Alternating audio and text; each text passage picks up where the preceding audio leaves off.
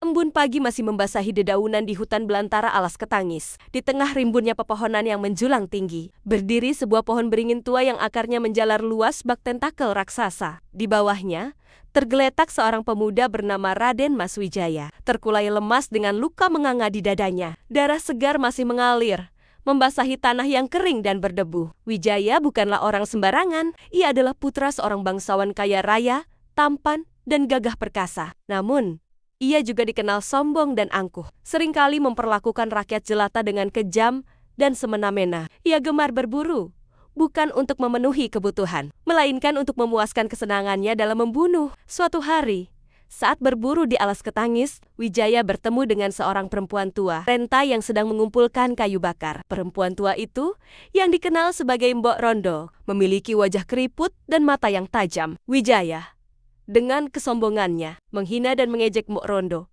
Ia bahkan menendang keranjang kayu bakar Mbok Rondo hingga berhamburan. Mbok Rondo, yang sebenarnya adalah seorang penjaga hutan sakti, sangat marah. Ia mengutuk Wijaya dengan kote-kata yang penuh amarah dan kekuatan gaib. "Wahai pemuda sombong, karena kekejaman dan kesombonganmu, aku kutuk kau menjadi ular. Kau akan hidup sebagai ular selama 7 turunan, hingga kau mampu menebus dosa-dosamu." Seketika itu juga, tubuh Wijaya berubah. Kulitnya bersisik, tangan dan kakinya berubah menjadi kaki ular, dan ia merangkak di tanah sebagai seekor ular hitam besar dan mengerikan. Ia meraung kesakitan, menyesali perbuatannya. Namun, kutukan Mbok Rondo telah terlanjur terucap. Wijaya, yang kini menjelma menjadi ular, hidup terasing di alas ketangis. Ia merasakan penderitaan yang luar biasa. Ia merindukan kehidupan manusianya, namun tak mampu mengubah takdirnya. Ia hanya bisa menyaksikan manusia dari kejauhan, merasakan kesepian dan penyesalan yang mendalam. Selama bertahun-tahun,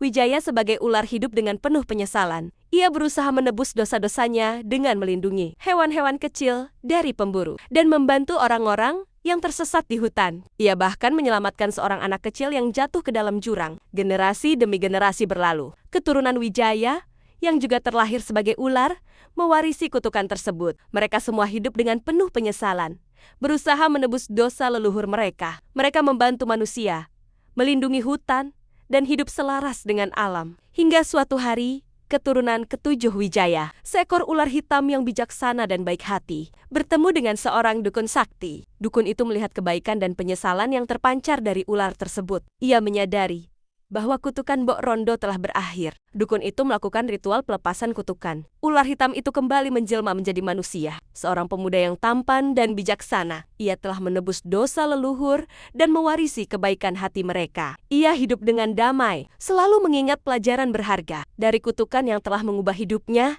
dan keturunannya selama 7 generasi. Kisah Raden Mas Wijaya menjadi legenda yang diturunkan dari generasi ke generasi, sebagai pengingat akan pentingnya kerendahan hati, kebaikan, dan penyesalan atas kesalahan yang telah diperbuat.